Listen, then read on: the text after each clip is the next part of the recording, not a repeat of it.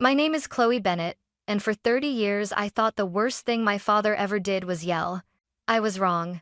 I was 12 the night he snapped. We were in our tiny kitchen, the TV murmuring in the background, when he pointed a finger at me and said, clear as a knife, "You're not our blood, Chloe. Not even close." My mom tried to cover it up, said he was just angry. That words don't mean anything when people are upset. But they did mean something. I spent years pretending I'd misheard him, that it was just one cruel sentence in a messy childhood. I grew up, moved out, built a quiet life, and tried to bury that memory under work, bills, and coffee. Then one ordinary day, a bank officer frowned at her screen and said, "Your social security number belongs to a child who died 30 years ago."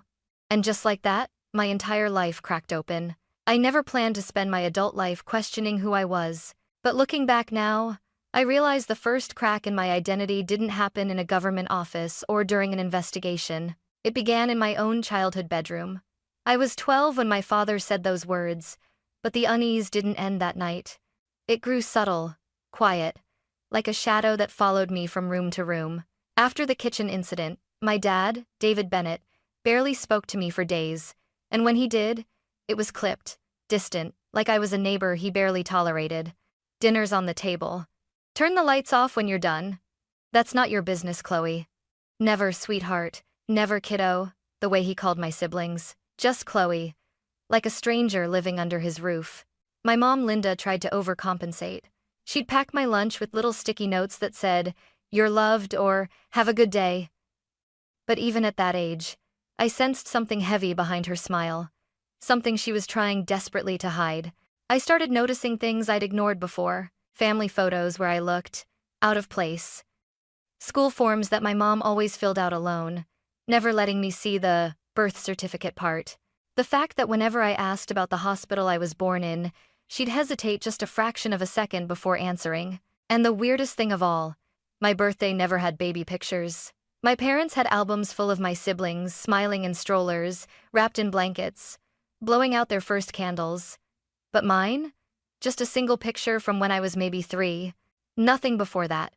When I asked about it, Linda laughed nervously. "Oh, honey, the old albums got ruined in a basement leak. We lost so many precious photos." But her eyes darted to Dad, and Dad didn't look back. By the time I was 17, the distance between us was impossible to ignore. My siblings went on family vacations with them. I stayed behind with Aunt Rachel. When they bought a new car, they proudly let my brother and sister take pictures with it. Me? I wasn't even allowed to sit in the passenger seat. And even though nobody said it out loud, I felt it deep in my bones. I didn't belong. Still, I pushed the feeling away. I graduated high school, moved to Seattle for college, and cut down my visits home. The less time I spent around my father's cold stare, the easier it was to pretend everything was normal. For a while, life felt steady, predictable. Mine. Until the day everything collapsed. Not because of a fight, or a confession, or a dramatic confrontation, but because my loan officer raised her eyebrow at a screen and asked the one question that destroyed every lie I'd built my life on. "Chloe, are you sure this is your social security number?" The day my life cracked open started out painfully normal. I had a coffee in one hand, my neatly organized loan documents in the other, and a bright, stubborn hope that maybe I could finally afford a tiny apartment of my own. Nothing fancy, just a place with sunlight and quiet floors, where no memories of my father's voice lingered. The bank was busy that morning. Phones ringing, printers churning, customers sighing into forms. I sat across from Megan, a loan officer with kind eyes and red glasses. She typed briskly, humming under her breath. Then she paused. Her fingers hovered above the keyboard. She frowned. Typed again. Slower. I shifted in my seat. "Is something wrong?" She swallowed hard. "Let me try one more thing." Click, click, click. Then she looked at me with a softness that made my stomach twist. "Chloe, the system can't locate your credit history." I laughed awkwardly. "That's impossible. I've filed taxes for years. I pay bills. I have a job." "I know," she said gently. "That's why I checked multiple times. The problem isn't your credit. It's your social security number." The room suddenly felt too small. "What do you mean?" She angled her screen slightly, as if showing me would make the news less devastating. This number, it's registered to a child who died 29 years ago. I stopped breathing. Megan kept talking, but her voice sounded far away, muffled by the sound of blood rushing in my ears. It could be a clerical error, or identity theft, but it's serious. You need to go to the Social Security Administration office as soon as possible. A dead child. My number. My life built on something that didn't exist. I forced out a whisper. Are you saying my entire identity is wrong? She reached across the desk, her hand hovering like she wanted to comfort me but wasn't sure she should. I'm saying you need to check. Right away. The SSA office was cold and fluorescent clinical in a way that made my skin crawl. After explaining the issue to the clerk, he typed in my number, blinked twice, then excused himself. Minutes passed. Then, an older man with a badge asked me to follow him into a private room. His voice was steady, but his eyes weren't.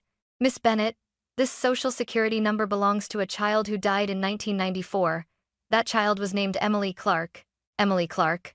The name rang no bells. No memories. Nothing, he continued. There is no birth record for a Chloe Bennett with your date of birth. Legally speaking, you don't exist in our system. My throat tightened. That's not possible. I went to school, I had medical checkups, He nodded sympathetically. Which means someone used this number to create an identity for you many years ago. I covered my mouth to stop the sob that wanted to break free. And we are required, he added slowly, to alert federal authorities when identity fraud may involve a missing child. Endersning. A knock at the door. 2 men in dark suits, badges glinting. Miss Bennett? We're with the FBI. We need you to come with us. My whole world tilted, collapsing beneath my feet. And in that moment, one truth became undeniable. Whatever life I thought I lived, it wasn't mine at all. The ride to the FBI field office felt like a dream I couldn't wake from. I sat in the back of a black SUV, hands clasped so tightly my knuckles turned white. The agents, Agent Collins and Agent Rivera, weren't unkind, but they were impossibly calm. Too calm for news that was ripping my entire identity apart. We're not arresting you, Collins said, catching the panic on my face. This is protective protocol. We need to figure out what happened to you. Protective protocol. The words sounded like a bandage on a bullet wound. Inside the interrogation room, a small, sterile space with a metal table, the agents began their questions. Do you have your original birth certificate? No. Do you remember any hospital records from childhood? No. Has anyone ever hinted you were adopted? No. Except... I hesitated. Rivera leaned forward. Except what, Chloe? I swallowed hard. Except my dad once said, I wasn't their blood, but I thought he was just angry. Both agents exchanged a glance, not a good one. Miss Bennett, Collins said softly, we need to show you something. He pulled out a thin folder. Inside was a faded, scanned photo of a baby girl, big, dark eyes, a tiny birthmark near her right collarbone, wrapped in a pastel yellow blanket. Do you recognize this child? I didn't. And yet, my chest tightened painfully. Rivera pointed at the birthmark. Do you have anything like this? My voice cracked. I do. Same place. They nodded slowly. This, Collins said, tapping the photo, is Emily Grace Clark. Kidnapped from a public playground in Portland in 1994. She was 1 year old. I stared at the picture, the air around me turning thin and sharp. She's me? The words barely escaped my lips. Rivera took a breath. Legally? Most likely. We still need DNA confirmation, but the preliminary data lines up. Your SSN, your age, the birthmark, the missing records. I pushed away from the table, my legs trembling. No, this is insane. My parents, David and Linda, they raised me. They fed me, took care of me. Collins didn't raise his voice. He didn't need to. Chloe, people who abduct children often raise them. Sometimes with care, sometimes not. It doesn't make it right. The room started to spin. I clutched the edge of the table to stay upright. So what happens now? I whispered. Rivera slid a form toward me. We'll take your fingerprints and DNA swab. If we confirm you're Emily, we'll contact your biological family. My practically non-existent voice cracked. And what about the Bennetts? Collins folded his hands. We'll speak to them. Based on the era and circumstances, it could range from unlawful adoption to full-scale kidnapping. Until we confirm details, we can't classify it. Kidnapping. That word sliced through me like ice. They took my fingerprints, my DNA, photographed my birthmark. Every step felt like peeling my own skin off. When the agents left me alone to process things, I stared at the baby photo on the table again. The little girl in the picture seemed to look straight at me, as if begging, "Find out what happened to us. Don't look away." Not anymore. For the first time in my life, a terrifying thought took root. What if the people who raised me were never my parents at all? The FBI kept my phone for data verification, so for 3 days the only thing I could do was wait. Waiting, thinking, replaying every memory of my childhood, looking for signs I had ignored. I barely slept, barely ate. When the call finally came, it was from Agent Rivera. "Chloe, can you come to the office? We have the results." Those words chilled me. In the same small room as before, Collins and Rivera sat on one side of the table. A sealed envelope lay between us. Rivera pushed it toward me. "Chloe." The DNA test came back. I couldn't open it. My hands shook too much, so Collins did it for me. He pulled out the printed sheet, scanned it, and exhaled slowly before looking at me. "Your DNA is a 99.8% match with Michael and Hannah Clark." The room went silent.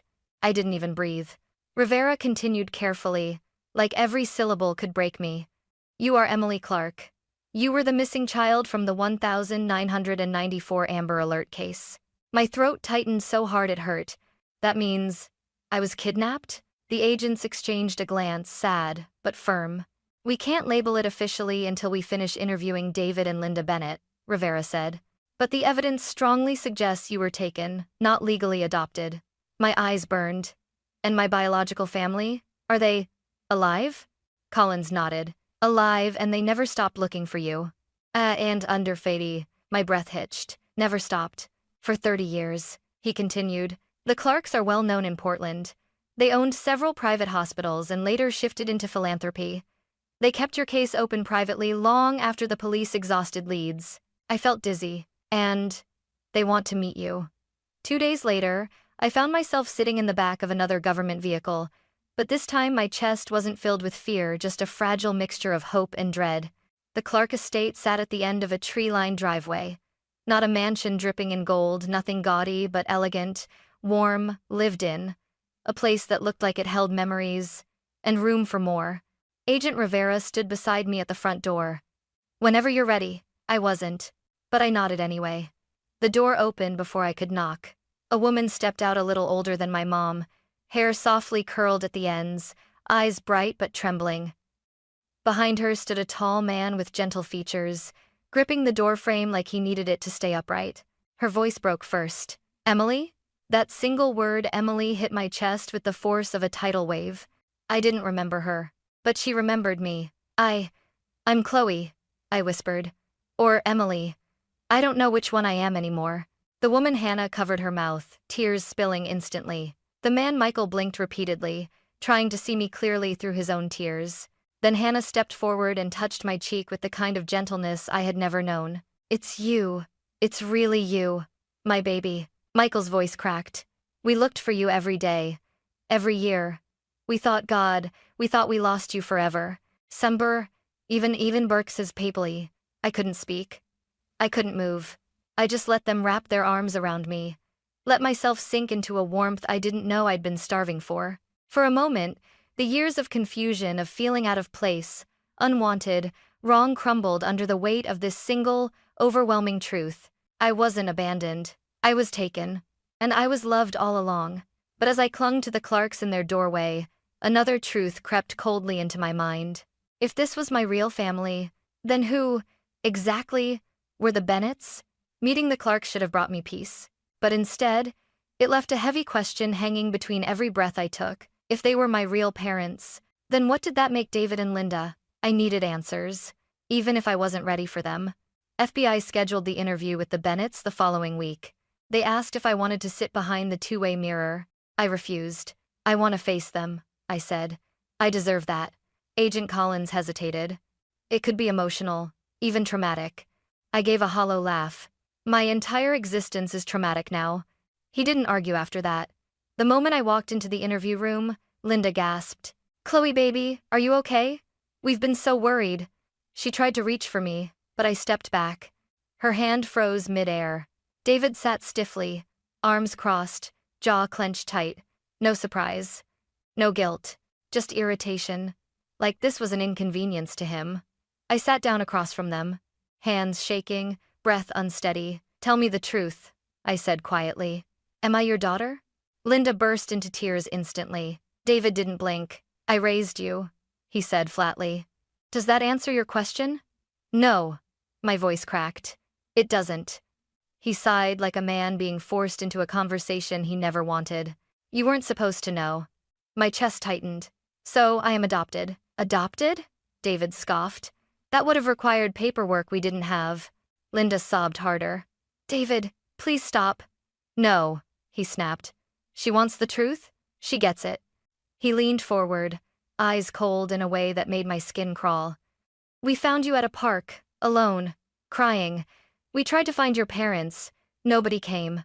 "That's not the full story," Agent Collins said calmly from the corner. David ignored him. "We took you home. Linda always wanted another child. It felt like fate." Linda covered her face. "I didn't know, Chloe, I swear. I thought someone left you.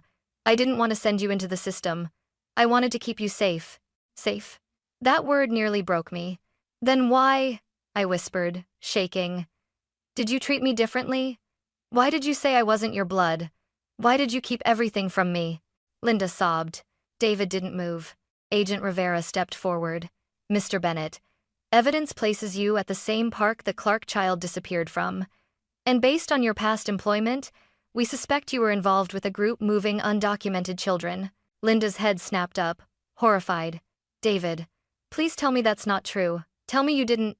He slammed his palms on the table, not violently, but enough to silence her. "I did what I had to do for my family." My eyes stung. "Stealing someone else's child is doing what you had to do?" He didn't answer. Because there was no answer. Because the truth was there, raw and ugly, hanging in the air between us. Linda's breakdown was instant and heartbreaking. "I loved you, Chloe. I swear I did. I'm sorry, God. I'm so sorry. I didn't know the truth. I didn't know." She reached for me again. This time I didn't move away. I let her touch my hand. Her fingers trembled against my skin, because for the first time, I realized she wasn't the villain in my story. She was another victim, just like me. When the agents escorted them out, Linda sobbing, David stone-faced, I felt no triumph. No justice, only grief. Grief for the little girl who should have grown up safe. Grief for the mother who lost her child. Grief for the woman who unknowingly raised a stolen one. As I stepped outside the FBI building, cold air filling my lungs, I whispered to no one. I wasn't unwanted. I was stolen. But even as that truth settled in, one more storm was waiting for me. And its name was Ethan Clark. If the reunion with my biological parents felt like stepping into warm sunlight, then meeting my brother, Ethan Clark, felt like walking straight into a storm. From the moment I set foot inside the Clark home, he avoided me. At dinner, during conversations. Even walking through the hallway, he'd turn the other direction as if I carried something contagious. At first, I tried to excuse it. He's overwhelmed. He didn't grow up with me. He needs time. But as days passed, his distance sharpened into something unmistakably hostile. One evening, during a family dinner, the tension finally cracked. Michael had prepared roasted chicken. Hannah kept smiling at me like she was trying to make up for 30 lost years. I did my best to fit in, laugh at their stories, ask about their traditions, share pieces of my own life. For a moment, it almost felt normal. Then Ethan scoffed. "So, Chloe," he said, stabbing a piece of chicken with unnecessary force. "What do you plan to do now? Move in? Take your place back in the family? Slip into the life you lost?" The room fell silent. My fork froze midway to my mouth. "I'm not here to take anything," I said softly. He laughed, a sharp, humorless sound. "Right. Just magically reappear after 30 years, get all the attention, and expect everything to stay the same?" "Ethan," Hannah warned. But he didn't stop. "You don't even remember us. You didn't grow up with us. You're basically a stranger. Why should I suddenly pretend you're my sister?" The words punched through me like cold wind. I swallowed hard, trying to keep my voice steady. "I'm not asking you to pretend. I'm just trying to figure out where I belong." "Not here," he muttered. That one sentence, quiet but razor-sharp, shook me more than anything David Bennett had ever said to me. Later that night, I found him alone in the backyard, tossing rocks into the small pond. I approached cautiously. "Can we talk?" He didn't look at me. "Nothing to talk about." "Ethan, I get that this is hard. It's hard for me too, but I'm not your enemy." Silence. "I thought you might want to get to know me," I said, voice trembling. "But if you don't, that's okay. I hoped." He cut in, bitter. "You hoped we'd all hug and cry and magically become a perfect family? That's not real life, Chloe. Anyway." My chest tightened. He said my name like it was poison. "What did I do to make you hate me?" That finally made him look at me. His eyes weren't angry. They were scared. "Nothing," he admitted slowly. "You did nothing. That's the problem." I frowned. "I don't understand." He clenched his jaw, like he was fighting something inside himself. "For 30 years, I was their only child. Their world, their legacy. I spent my whole life trying to fill a hole I didn't even know existed." His voice cracked. "My whole childhood. They were grieving you. And I didn't know. I thought I wasn't enough. I thought I was the reason they were sad." My heart sank. All this time, I had been terrified of not belonging. But Ethan, he had been terrified of being replaced. "I didn't ask to take anything from you," I whispered. He wiped his eyes quickly, pretending not to. "I know. But knowing doesn't change how it feels." The next day, the media leaked information about the reopened Amber Alert case. Headlines flooded the news. "Stolen child found after 30 years, heiress of Clark family returns." My face, their name, our story, everything went public. And while my parents closed the doors, shut down the press, and asked for privacy, Ethan exploded. He stormed into the living room, waving his phone. "Great. Now the whole world thinks you're the miracle child and I'm the extra one. The convenient replacement." "That's not true," I pleaded. "You're going to get everything now, aren't you?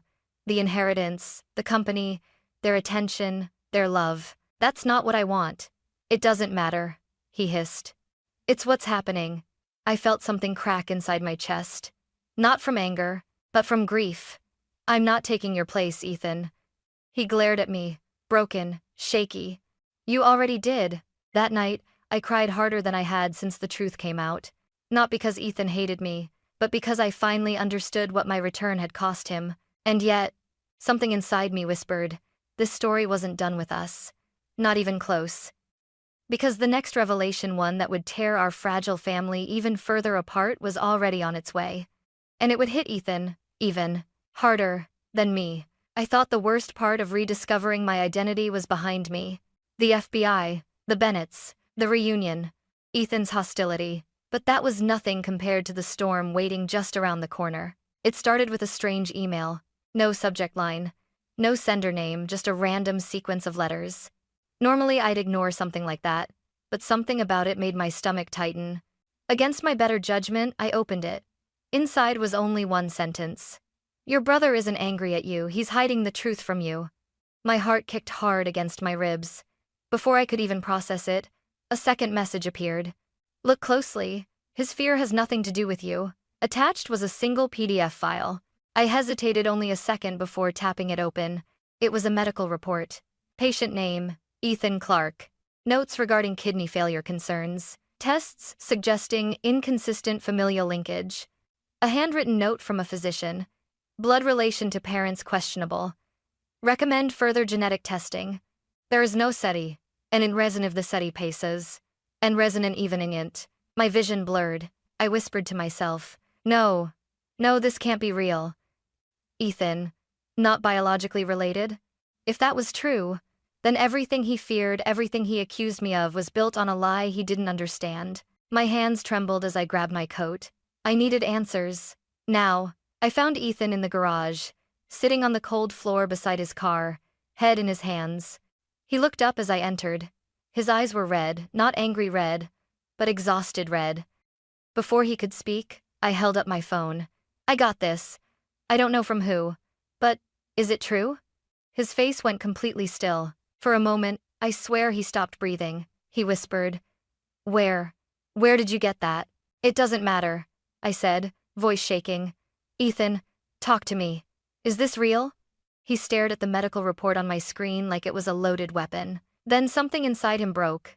"Yes," he said softly, barely audible. "It's real." The garage felt smaller, air thinner as the truth crept between us. "How long have you known?" 3 months. He looked away. "Before you came back. And you didn't tell Mom and Dad?" He shook his head violently. "Of course not. They've already lost one child. I couldn't be another blow." My throat tightened. "Ethan, that's not your burden alone." He laughed bitterly. "Maybe. But I carried it anyway." He wiped his face with his sleeve, trying to regain some semblance of control. "You want the whole truth? Here it is. I always felt like I didn't belong. I always wondered why I wasn't enough, why our parents looked sad sometimes when they thought I wasn't watching." His voice cracked. "And then I found out. I wasn't theirs, not by blood. They adopted me when they thought you were gone forever." His hands shook as he continued. "When you came back, Chloe, it didn't just shake me. It confirmed everything I feared. That I was temporary. A replacement. I felt my heart splinter. I never wanted to replace you," I whispered. He nodded, but tears fell anyway. "I know. But I didn't know how to not be scared." Silence stretched between us, raw, aching, heavy. Then he said something I didn't expect. "You want to know the part that really destroys me?"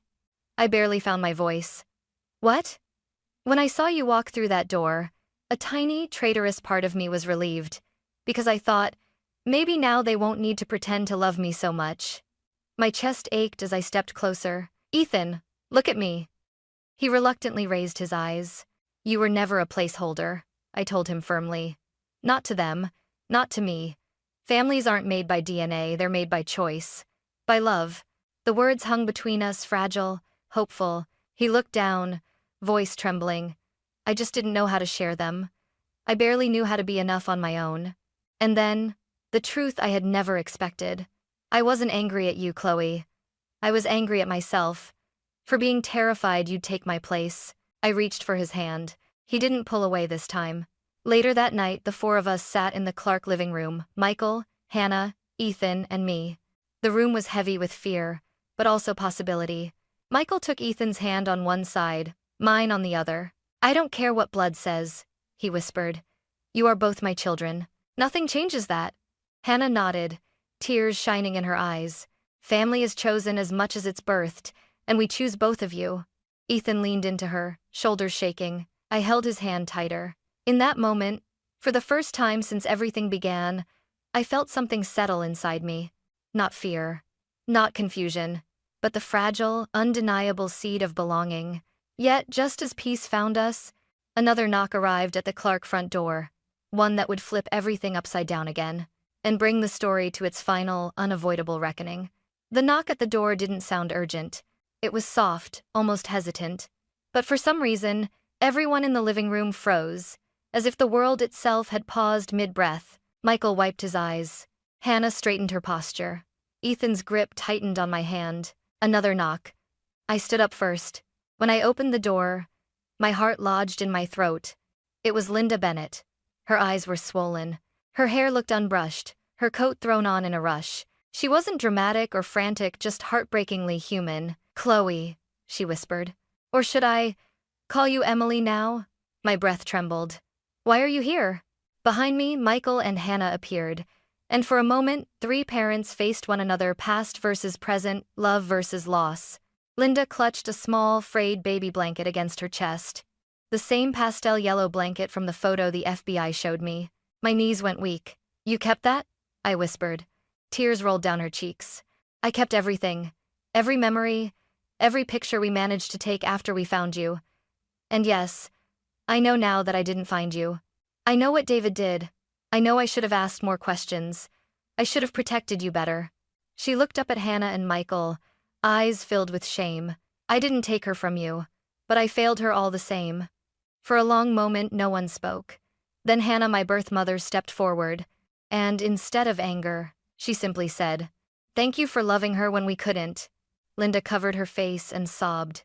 I felt my eyes sting again because that sentence tied every broken piece of my life together.